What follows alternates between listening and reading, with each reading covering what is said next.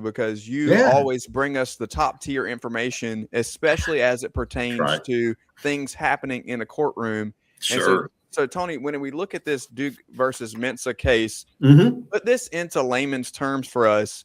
You had a great piece. I could understand it. You had a great piece on Last Word. The ultimate layman. Exactly. We not need lame, not lame man, but just layman. No doubt about it. If you could break it down so that every viewer and listener can understand not only what's going on, but then I want to lead into a little bit of how this spills over. But just give us the facts. Sure. Well, look, to start with, if it helps anyone understand how we got to where we are, there's the first brief. We have the entire docket printed out, everything, and we've read through all of it. And when I say we, I mean me and the cats. We've gone through all of it. Look, here's the net is that Darian Mensah had agreed to a 2-year deal with Duke. As we all know, players are signing contracts now, right? The revenue sharing, NIL. Here's what a lot of folks probably don't know is when they think of the NIL and they're looking at it as, well, there's your name, image, and likeness, and you have a sponsor for a car dealership or local pizza place or whatever, and they pay you and you do commercials, whatever. And yeah, that's the way it's supposed to work. What has happened is players are signing over their NIL ownership to the schools for a certain amount of money. And so then the schools own that NIL. They can use it for marketing or whatever. But what it also allows them to do is go over that $20 million salary cap because it's not revenue sharing now. It's the NIL money. So it's a way to go around the rules. And most schools do it now. So he's in year 2 of a 2-year contract. That contract ends in December 2026. He was enrolled in classes. He was taking his classes at Clemson, at Duke rather, and was in his new contract, all set to go. And about 4 hours before the window closed for the transfer portal, which was a week ago Friday, he all of a sudden announces he's going into the portal and is going in with a do not contact label, which we've all learned means there's been tampering. You already know where you're going to go. Somebody has contacted you while you were under contract to somebody else. He knew where he was going. The breadcrumbs led to the University of Miami. Duke said, we're not standing for this. You're under contract to us, and we're not going to just let it go like that. And they filed a lawsuit against him. At first, I was curious why they didn't file a lawsuit against Miami for tortious interference, basically interfering with Duke's contract with their own player. And then I went talking to attorneys. I was told they would have to have airtight evidence of the contact between Miami and Mensah. They would have to have copies of the text messages or emails or whatever the case may be. And, short of that, that's going to be tough to prove. So you go after Mensah to try and stop this from happening. Would that be the type of evidence that Dabo claims to have with? Yes, 100%. Golding? Would that work? Yes, 100%. Yep. Alleged. I said claims. Yeah, he did. He got it right. He passed legal muster. It's so they file the suit and they seek a temporary restraining order, stopping him from doing all of this. The judge kind of gives everybody half a loaf, says, I'm not going to grant the temporary restraining order in full. Mensah can go into the portal. However, I am stopping him. I am enjoining him from doing anything once he gets in the portal. He cannot sign over his NIL rights to anybody else. He can't enroll in another school. So he can go in the portal so that the paperwork is done. The first step of a 3 or 4 step process is done. He cannot do anything other than that. until the next hearing on February 2nd. That moves us to this past Friday. And Mensah's attorney puts out an emergency appeal that she wants the hearing done immediately. Matter of fact, she filed the motion on Friday morning. She wanted the hearing that day. Her name is Tricia McGee. She's an attorney here in Charlotte. And the reason was the academic calendar. And here's where it gets kind of weird. School has already started at Miami. It started a couple of weeks ago. It actually started before he even entered the portal. It started back on January 9th. So the calendar doesn't work well. Correct. Correct. The calendar works against his argument, even though he's trying to use the calendar for his argument. As we all know, there's about a week and a half window after school starts, the add drop window, where you can add classes or drop classes. That generally is the hard deadline to get into school if you're not already in. That has also come and gone, and that came and went before last Friday's filing by Mensah's attorney, Ms. McGee. So, but the filing had an affidavit from him kind of telling his side of the story, basically saying, if we don't move this up from February 2nd, I'm not going to be able to enroll in Miami or anywhere else. That window will have passed me by. And it's not my fault. Here's the big thing. It's not my fault. I didn't know the academic calendar when I agreed to this new deal with Miami. My advisors, including my agent, didn't really know.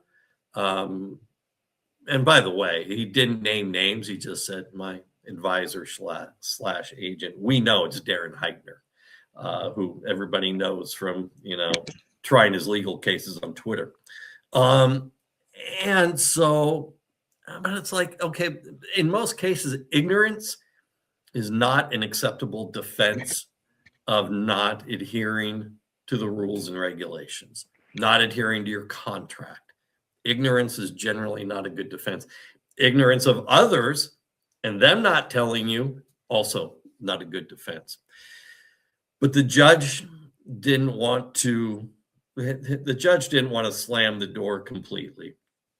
And so what he did was he split the difference. He moved it off February 2nd and moved it up to the 29th, which is this coming Thursday. That will be the hearing where it will be a motion for an injunction. That motion will be put forth or has been put forth by Duke. They understand the temporary restraining order was kind of split. Now this is an injunction. An injunction is a long-term stoppage.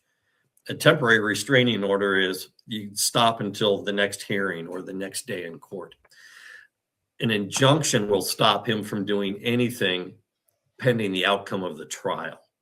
So Duke is going to have to go. It's going to be a little bit of a mini trial, if you will, on Thursday. Duke is going to have to present enough of its evidence that the judge will be convinced they have an adequate or reasonable chance of success at trial. Mm-hmm. And therefore, none of this other stuff can go forward until the trial. And, we all know how the court system works in this country. A trial could be sometime next year, which then puts the ball back in Mensah's court. Do you just give up on that, on making that move? Do you sit out and say, forget it, I'm just going to go ahead and put my name in for the NFL draft next year and not play? Because it's too late to do it for this year's draft. Or do you try and go back to Duke and mend fences? What's the financial difference? Do we know the numbers that are coming from Miami? We don't, because it is first of all, these revenue sharing contracts, performance contracts are private personal services contracts. So it's hard to find out the details in the best of circumstances. Duke is a private university. There is no amount of FOIA requests, and I assure you, I file FOIA requests for stuff virtually every month on different stories. There's nothing you're going to find. There is an estimation by those who cover Duke that Miami had told them we'd be willing to pay $10 million to get him out of his contract. There is no buyout clause in the contract, according to the filings from Duke. There is no buyout clause with a number that says, give us this amount, we'll let him out. Miami was just guessing at a figure. And where do we go from here if he wins this, Tony? If Mensah wins this case, and does that, do you feel like that jailbreaks anything going forward, and vice versa? All of college football. The NIL contracts that you sign, the revenue sharing contracts, you can feel free to walk away from them whenever you want. You know, you'll be sacrificing your future dollars from that school, but you're going to make it up somewhere else. If he's allowed to walk away literally halfway through a 2-year contract, everybody's free to walk away when they see fit.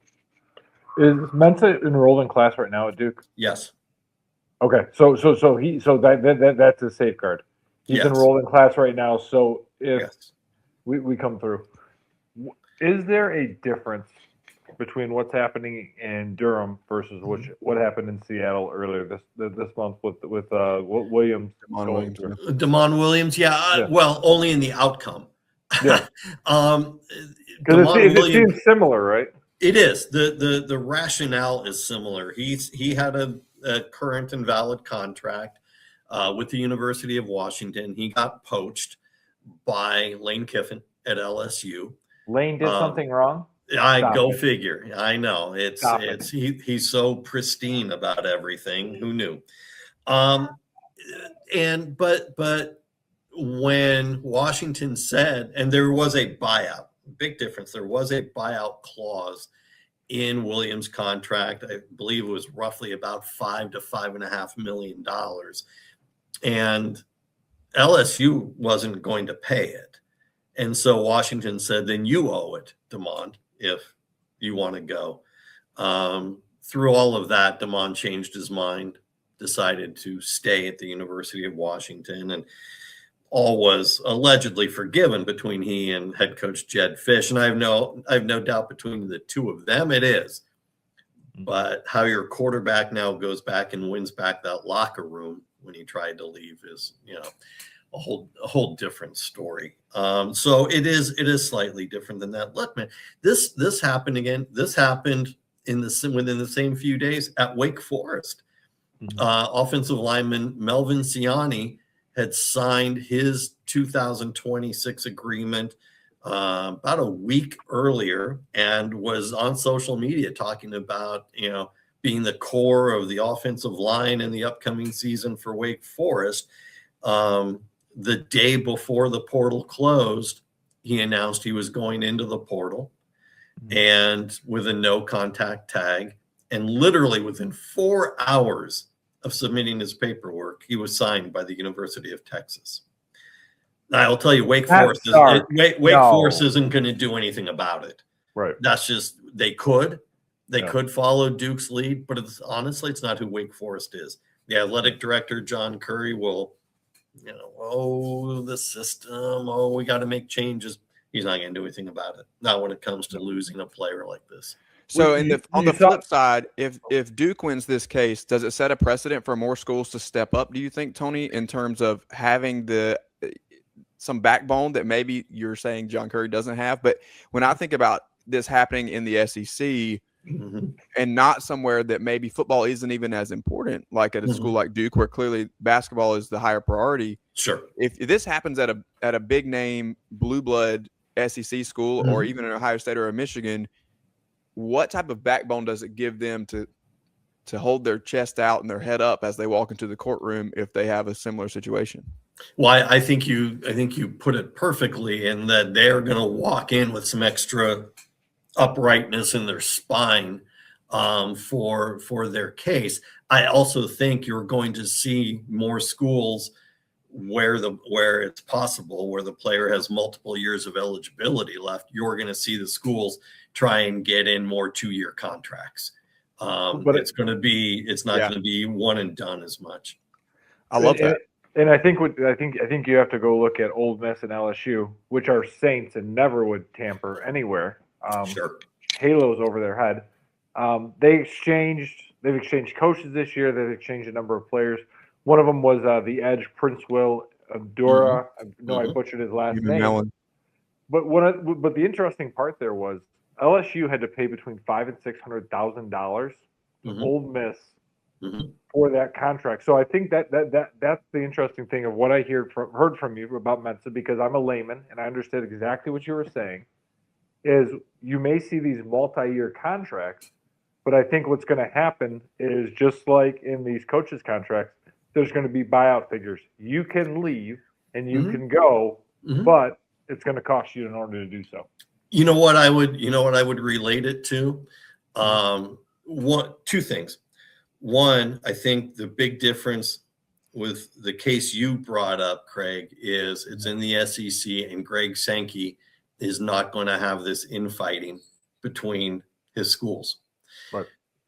Jim Phillips has got a problem between Miami and Duke, and Phillips is sitting there just watching and waiting to see how it goes, and not much more. Two, I think you can relate it actually to, for as little as I follow it, European soccer, Premier League soccer.